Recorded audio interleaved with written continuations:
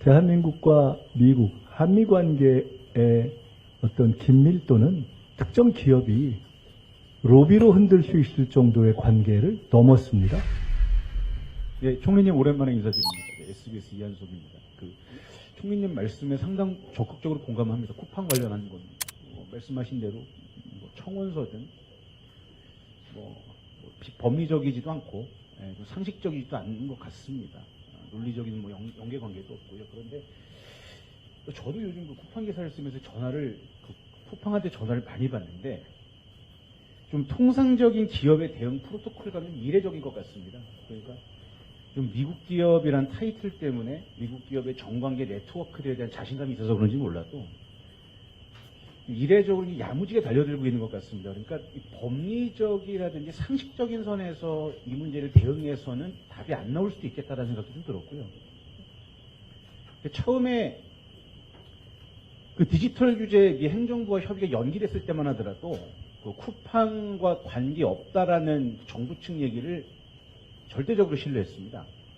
그런데 이후에 미 의회에서도 쿠팡 관련돼서 공정거래위원장이 실명을 거론하면서 맹비난이 이어지고 이제는 투자자라고 하는 사람들이 현 대한민국의 대통령과 총리를 거론하면서 허위사실들을 얘기를 한단 말이죠.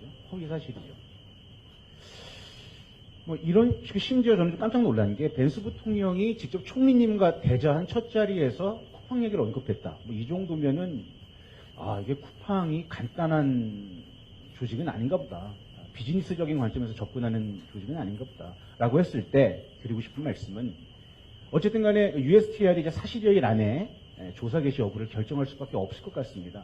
상식적으로 본다면 당연히 개시가 안 될 거라는 기대를 갖고 있습니다. 하지만 만약 조사가 됐다는 가정하에 상당히 좀 우리 정부라든지 정부 차원에서 좀 대응해야 될 일들이 많이 커지고 심각한 상황으로 벌어지지 않겠습니까? 그래서 제가 여쭙고 싶은 말씀은 요거를 단순히 법무부 차원에서 대응할 게 아니라 총리님이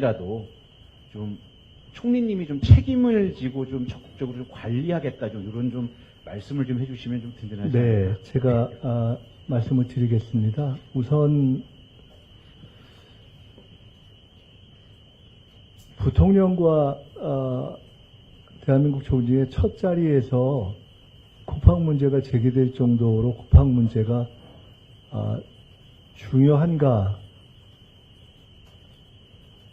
아니라 그 첫 자리에서 쿠팡 문제에 대해서 설명을 하니까 충분히 이해가 된다라는 교류가 있을 정도로 대한민국과 미국, 한미 관계의 어떤 긴밀도는 역사적으로 그리고 이재명 정부에 들어와서 한미 양국의 정상 간에